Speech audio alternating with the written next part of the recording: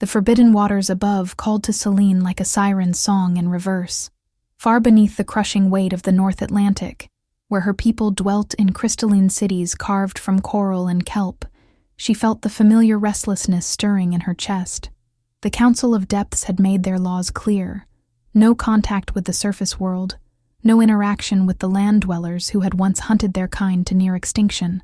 But Celine had never been one to follow rules that felt like chains around her throat. Tonight, the storm above raged with unusual fury. She could feel it through hundreds of feet of dark water, the electric pulse of lightning, the chaotic dance of wind and wave. Her scales shimmered with anticipation as she swam toward the forbidden boundary, her powerful tail propelling her through the midnight depths with graceful, rebellious strokes. Celine. The voice of her sister Nerida echoed through the water behind her, thick with worry. The elders have already warned you twice this moon cycle. If they catch you, they won't, Celine called back, not slowing her ascent. The storm will hide me. Besides, when have I ever been caught? But even as she spoke, she knew this night felt different.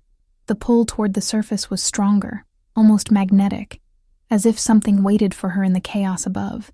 Her gills fluttered with excitement and trepidation as the water around her grew lighter, the pressure decreasing with each powerful stroke toward the surface world she was forbidden to touch. Alpha King Kalen Ravencrest stood on the jagged cliffs overlooking Stormhaven Bay, his long coat whipping around him like dark wings in the howling wind. Below, the waves crashed against the rocky coastline with unprecedented violence, sending spray high enough to sting his face even at this height. His pack's territory stretched for miles along this treacherous coast, and tonight, every instinct screamed danger. The storm had come from nowhere, defying every weather prediction his advisors had provided. Ships were already foundering in the harbor, and the fishing village below battened down against nature's fury. But Kalen's enhanced senses detected something else in the chaos, something that made his wolf pace restlessly beneath his skin.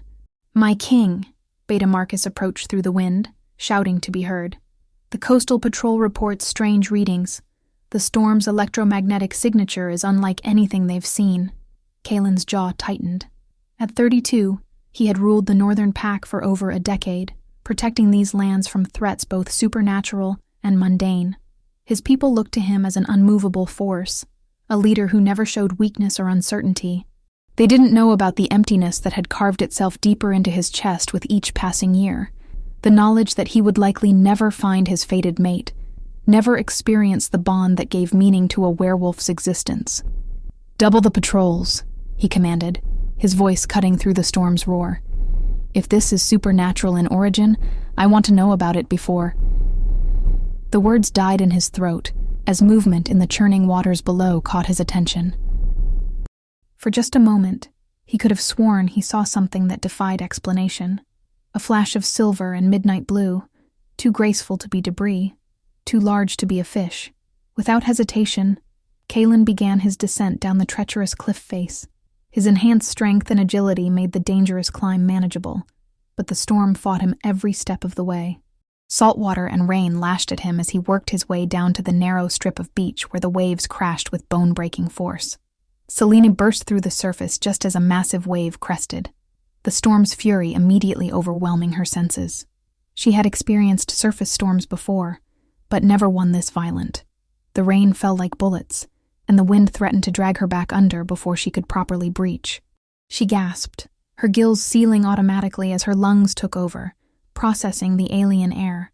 Around her, the world exploded with sensations her underwater existence had never prepared her for. The smell of ozone and salt spray, the deafening crash of thunder, the way lightning turned the entire sky into a photographer's flash. A wave larger than any she had anticipated caught her off guard, hurling her toward the rocky shore with terrifying speed.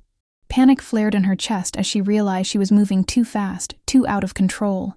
The jagged rocks rushed toward her, and even her supernatural healing wouldn't be enough if she hit them at this velocity. Desperately, she tried to dive back under, but another wave caught her, spinning her through the surf like a rag doll. The storm had her now, and it intended to dash her against the unforgiving coastline.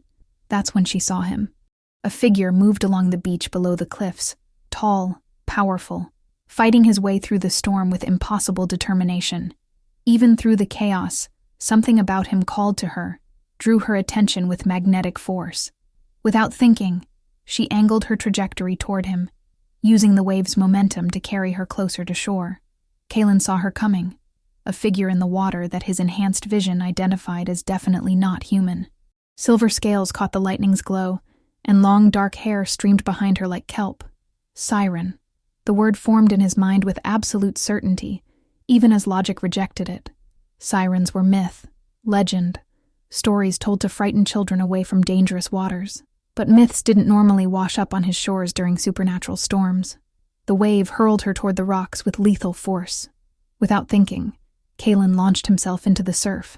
The freezing water hit him like a physical blow, but his wolf strength carried him forward. He caught her just as she would have struck the jagged stone, his arms wrapping around her lithe form as they both went under. The moment their skin touched, his bare forearm against her shoulder where her scales transitioned to flesh, the world exploded. Pain unlike anything Kaelin had ever experienced tore through his body. It started where they touched and spread like wildfire through every nerve, every cell. But beneath the agony was something else, a connection so profound it seemed to rewrite his very DNA. Images flashed through his mind, silver scales and moonlight, a voice like liquid music, eyes the color of deep ocean trenches. Selene screamed underwater, bubbles streaming from her mouth as the same agony ecstasy ripped through her. The forbidden surface world disappeared, replaced by visions of gold eyes and dark fur, of strength and protection, and a loneliness that echoed her own. The mate mark.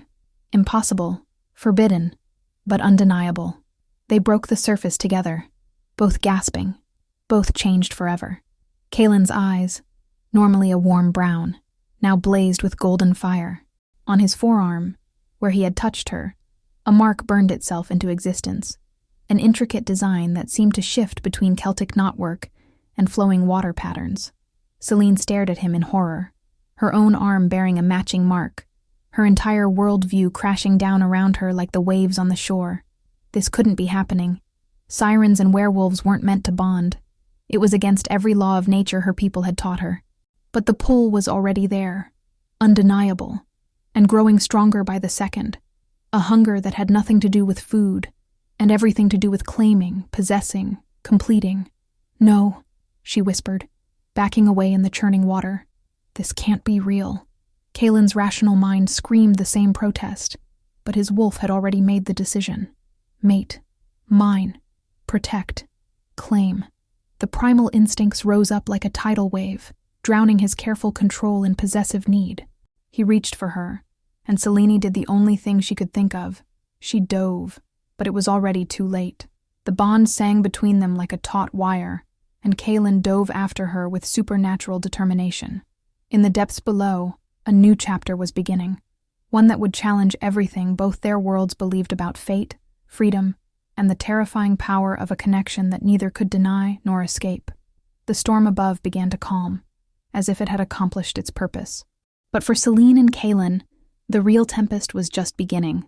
The castle's dungeon had been transformed into something far more luxurious than any prison Selene had ever imagined. But gold bars were still bars. Persian rugs covered cold stone floors.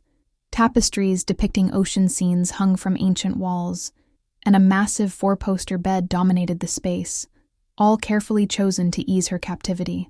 None of it mattered when the silver cuff around her ankle burned like a brand, stealing her power and trapping her in human form. Selene paced the length of her elegant cage, her new legs still unsteady after 3 days of forced transformation. The cuff's magic had given her the ability to walk on land, but at the cost of everything that made her who she was. No scales, no gills, no supernatural strength or speed. She was as helpless as any human woman, dependent on Kaelin for her very survival. The Alpha King visited her twice daily, bringing meals she barely touched, and wearing an expression that never quite hid the hunger burning in his golden eyes. The mate mark on his forearm seemed to pulse with its own heartbeat, matching the rhythm of her own branded skin. Each time he entered the room, the bond pulled tighter, whispering seductive promises of completion if she would just surrender to what fate had decreed. "You can't keep me here forever," she said when he arrived that evening, carrying a tray laden with delicacies from his kitchen. My people will come looking for me. Kalen set the food down with careful precision, his massive frame moving with predatory grace despite his human appearance. Will they? From what I understand about Siren Society, you were already considered a rebel. Perhaps they'll assume you finally went too far. The accuracy of his observations stung more than she cared to admit. How much did he know about her kind? How long had he been planning this imprisonment? The storm, she realized aloud, pieces clicking together. You knew I would come to the surface during the storm. You were waiting for me. A muscle ticked in his jaw. I felt something. A pull I couldn't explain. My wolf knew before my mind did. He moved closer, and Selene forced herself not to retreat. Tell me you didn't feel it too, even before we touched. Tell me there wasn't something calling you to that exact spot, that exact moment. She couldn't, because he was right. The compulsion to surface had been stronger than ever before, focused with laser precision on those specific coordinates. But admitting it felt like surrendering another piece of her freedom. That doesn't give you the right to chain me up like some pet, she spat, lifting her ankle to show the silver cuff. I'm not some prize you won in battle. Kalen's eyes flashed dangerously. You're my mate. That gives me every right to protect you, even from yourself. He stepped closer, close enough that his scent, pine and rain and something uniquely masculine, filled her senses. Do you have any idea what it's been like? 10 years of ruling alone, knowing I'd probably never find the other half of my soul. And then you appear, literally falling from the sky, and you want to run back to a world that would see our bond as an abomination. Because it is. The words exploded from her before she could stop them. Sirens and werewolves don't mate. We're natural enemies. This, she gestured wildly between them, is some kind of cosmic mistake. Is it? In one fluid motion, he closed the distance between them, backing her against the stone wall, his hands braced on either side of her head, caging her in without actually touching. Then why does every cell in my body scream that you're mine? Why do I dream about you every time I close my eyes? Why does my wolf want to kill anyone who even looks at you wrong? Selene's breath caught. This close, the bond hummed between them like a live wire, sending sparks of unwanted heat through her transformed body. She could see the gold flecks in his dark eyes, could count the faint scars that marked his throat and jaw. When had he gotten those? Was there someone out there who had tried to hurt him? Someone she would want to hunt down, and the possessive thought terrified her. This isn't love, she whispered, as much to convince herself as him. It's compulsion. Magic. We don't have a choice, don't we? His voice dropped to a rough whisper. I could have taken you already, Selene. The bond gives me that right, according to werewolf law. But I haven't. Every night I go to bed aching for you, fighting instincts that tell me to claim what's mine, because some part of me knows you need to come to me willingly. The admission hung between them, raw and honest. Selene felt something crack in her chest, not the walls she'd built around her heart, but something deeper. Fear, maybe. Fear that he was right, that this terrifying connection was more than just magical compulsion. I won't be owned, she said, but her voice lacked its usual fire. I'm not asking you to be. His hand lifted, hovering just inches from her cheek. I'm asking you to stop running long enough to see what this could be if we both chose it. Before she could respond, a howl echoed through the castle walls, long, urgent, and filled with warning. Kalen's head snapped up, every line of his body shifting from gentle suitor to deadly predator in the span of a heartbeat. What is that? Selena asked, though some primal part of her already knew. Intruders. Kalen was already moving toward the door. Stay here. The cuff will keep you safe. Safe? She grabbed his arm, stopping him mid-stride. The contact sent electricity shooting through both of them, but she held on. Safe from what? Hunters, he said grimly. They've been tracking supernatural activity along the coast. If they find evidence of sirens, he didn't need to finish. Selene knew the stories, passed down through generations of her people. Human hunters who collected supernatural creatures for study, for profit, for sport. If they discovered her existence, it wouldn't just mean her death. It could expose her entire civilization. Let me help, she said urgently. Remove the cuff. I'm stronger in my true form. Absolutely not. Kalen's refusal was immediate and absolute. You're not fighting anyone while our bond is this new, this unstable. I won't risk losing you." Another howl, closer this time, accompanied by the distant sound of gunfire. Celine could smell smoke now, acrid and wrong in the castle's ancient air. "You stubborn, possessive—" She cut herself off, seeing the truth in his eyes. He would rather face whatever was coming alone than risk her safety, even if it meant his own death. The realization should have infuriated her. Instead, it sent a different kind of terror through her chest. "Don't you dare," she whispered. "Don't you dare go out there and get yourself killed just to keep me wrapped in cotton wool." "I've been protecting these lands since before you were born," he said softly, but there was steel beneath the words. "Trust me to do it now." He was at the door before she could protest further, pausing only to look back at her one last time. "When this is over, we're going to finish this conversation. And Celine, you're going to listen with an open mind." The door closed behind him, with a finality that echoed through her bones. Alone in her luxurious prison, Celine sank onto the bed and finally let herself feel the full weight of what was happening. Somewhere above, Kaelin was fighting for his life, for her life, for both their people's safety. And she was trapped here, helpless, while the mate bond screamed at her to protect what was hers. The thought stopped her cold. When had she started thinking of him as hers? Outside, the battle raged on, and Celine began to pace again, her mind racing through possibilities, through plans, through the slowly dawning realization that she might have to choose between her freedom and her mate's life. The real question was, what terrified her more, losing her independence or losing him? The explosion that rocked the castle foundations sent Celine tumbling from the bed to the cold stone floor. Above her, dust rained from ancient rafters as another blast shook the walls. The scent of smoke and gunpowder filtered through the heavy door, along with sounds that made her blood run cold. Inhuman screams, the crack of weapons she couldn't identify, and beneath it all, a howl of pain that she recognized with bone-deep certainty. Kaelin, the mate bond, which had been a constant hum of awareness for days, suddenly spiked with agony. Not her agony, his. Somewhere above, her mate was hurt, possibly dying, and she was trapped in this gilded cage like a helpless ornament. "No," she whispered, then louder. "No." She threw herself at the door, pounding on the thick wood until her human weak fists bled. The silver cuff around her ankle burned hotter with each surge of desperate emotion, its magic designed to suppress not just her physical transformation, but her very will to fight. But mate bonds were older than any human magic, deeper than any spell. The lock clicked. Celine stared at the door in shock, then looked down at her ankle. The cuff still gleamed silver against her skin, but something had changed. Hairline cracks spiderwebbed across its surface, glowing faintly with blue-green light, the color of deep ocean magic. The bond. Her desperation to reach Kaelin was literally breaking through the suppression spell, not with siren magic, but with something far more primal.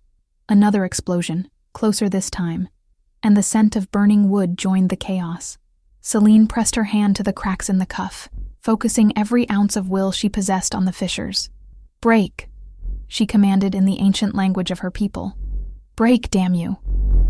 The silver shattered like glass. Power flooded back into her body like a dam bursting, not just her siren abilities, but something enhanced, amplified. The mate bond had changed her, strengthened her in ways she was only beginning to understand. Her legs dissolved into her powerful tail, scales rippling down her torso in patterns that seemed to shimmer with their own light. But these weren't the same scales she'd always worn. They held traces of gold now, echoes of Kaelin's wolf. Celine dove toward the door, her enhanced strength turning the heavy wood to splinters. The corridor beyond was a war zone. Stone walls pocked with bullet holes, tapestries burning, the air thick with smoke and the copper scent of blood. She followed the sounds of battle, her tail propelling her through the castle with supernatural speed.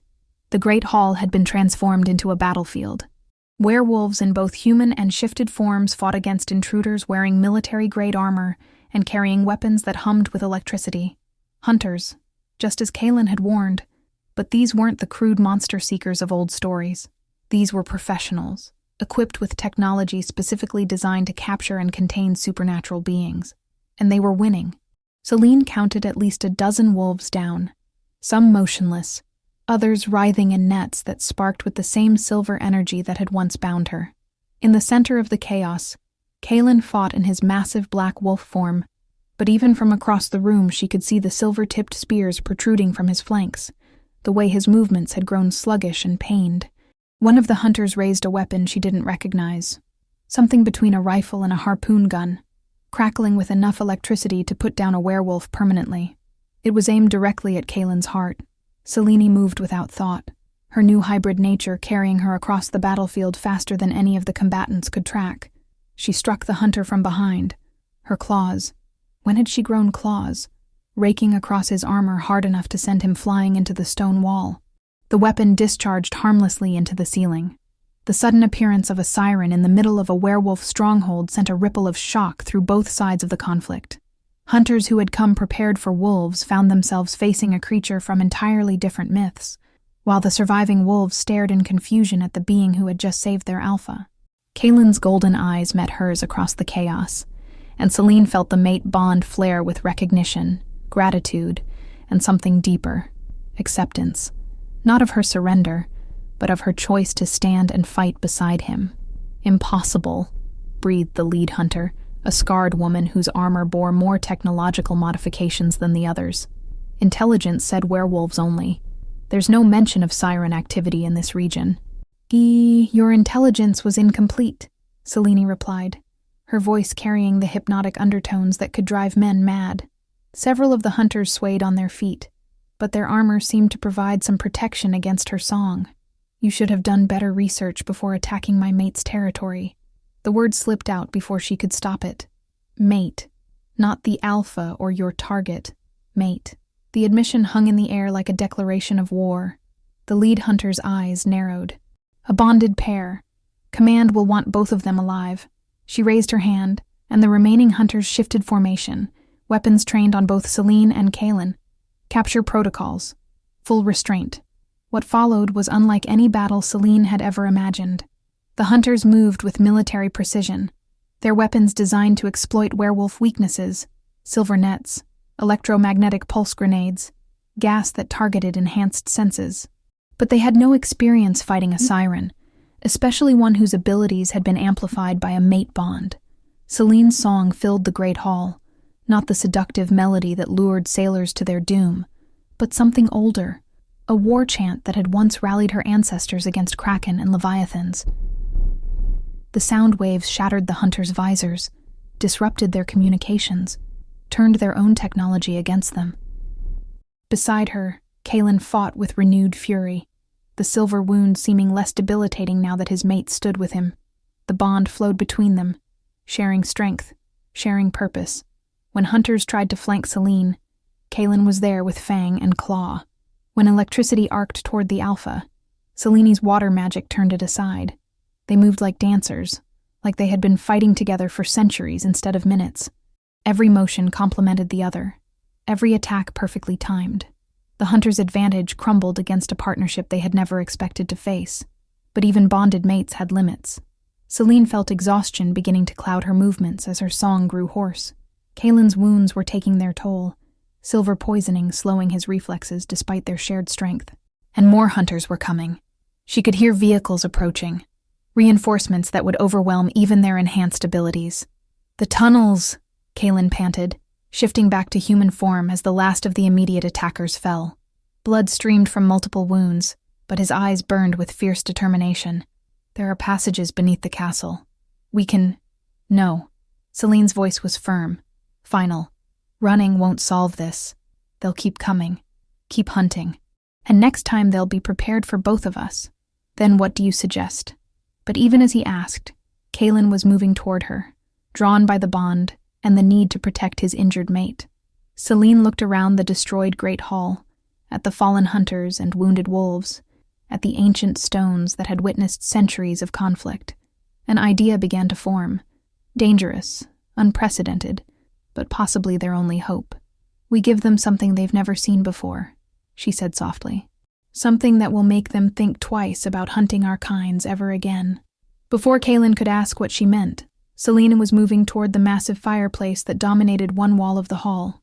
Ancient runes were carved into the mantelpiece, protective wards placed by long-dead kings. But beneath those familiar symbols, she could see others, older markings that spoke to the part of her that was changing, evolving. "Celine, what are you doing?" She placed her hands on the stone, feeling for the ley lines that ran beneath every supernatural stronghold. Every siren was taught to sense the ocean's power, but these lines carried something different. Earth magic, pack magic, the accumulated power of generations of wolves who had defended this land. "Trusting you," she said simply, "the way you trusted me when you could have kept me chained." The sound of approaching vehicles grew louder. Heavy boots echoed in the corridors as the hunter reinforcements spread through the castle. In minutes, they would reach the Great Hall, and this time there would be too many to fight. "Join with me," Selene said, extending her hand toward Kaelin. "Not as captor and prisoner, not even as mates bound by magic we didn't choose. As equals, as partners." Kaelin stared at her outstretched hand, understanding flickering in his golden eyes. What she was proposing went beyond mate bonds, beyond the traditional roles of their respective species. She was asking him to trust her with power he had never shared, to create something entirely new. "The risks," he began, "are less than the certainty of what happens if we don't try." Celine's voice was steady. "Sure, I've spent my whole life running from bonds, from connections that might limit my freedom. But this isn't about surrendering to fate anymore. This is about choosing our own destiny." The hunters' voices echoed from multiple corridors now, closing in from all sides. Kaelin looked at his wounded pack, at the mate who had fought beside him against impossible odds, at the choice that would define not just their future, but the future of both their peoples. He took her hand. The moment their fingers interlaced, power exploded through the castle with enough force to shake the very foundations. Not werewolf magic or siren song alone, but something hybrid, something that had never existed before. The ley lines beneath the stronghold blazed to life, carrying their combined essence through miles of coastal territory. Every supernatural creature within 100 miles felt it, the birth of something unprecedented. Vampires in distant cities raised their heads in surprise. Fey courts paused their eternal games to sense this new power. And in the deep ocean, the Siren Council felt one of their own, transform into something beyond their understanding. The hunters who had been storming through the corridors found themselves faced with walls of water that moved with impossible intelligence, with shadows that had learned to hunt. Their advanced technology sparked and failed against magic that their scientists had never catalogued, never prepared for. But more than that, they found themselves facing the absolute certainty that they were outmatched. The beings, who commanded this power were not creatures to be captured and studied. They were apex predators who had chosen to reveal themselves, and the message was unmistakable. "Hunt us, at your peril." The survivors fled. In the sudden silence that followed, Kaelin and Selene stood in the center of the great hall, still joined, still blazing with shared power. Around them, the wounded wolves were healing with supernatural speed, their alpha's enhanced strength flowing through pack bonds that had never carried siren magic before. "What have we done?" Kaelin whispered, staring at their joined hands where new marks were forming. Not the simple mate bonds they had carried before, but something far more complex, beautiful, and permanent. "Chosen," Selene replied, and for the first time in her life, the word didn't feel like a cage. "We've chosen each other, chosen our future, chosen to protect both our peoples not as separate species, but as something new. The castle would need to be rebuilt. The hunter organization would regroup eventually, though they would think twice about targeting either sirens or werewolves in the future. There would be challenges ahead, integrating two very different worlds, dealing with the political ramifications of their bond, teaching their peoples to accept what they had become. But as Kaelin lifted their joined hands to his lips, pressing a gentle kiss to her transformed skin, Selene felt something she had never experienced before, the absolute certainty that whatever came next, they would face it together. Not because fate had decreed it, not because magic had bound them, but because they had looked at all their options and chosen each other. "So," Kaelin said, his voice rough with emotion and exhaustion, "what happens now?" Selene smiled, feeling the ocean calling to her, even as the earth magic of his territory hummed through her bones. "Now we write our own story. starting with teaching you how to swim properly. His laughter echoed through the ruined hall, rich and free, and Selene knew she had made the right choice. Freedom wasn't about avoiding all bonds. It was about choosing which ones were worth everything you had to give. And Kaelin, stubborn, possessive, fierce and devoted, was worth everything and more.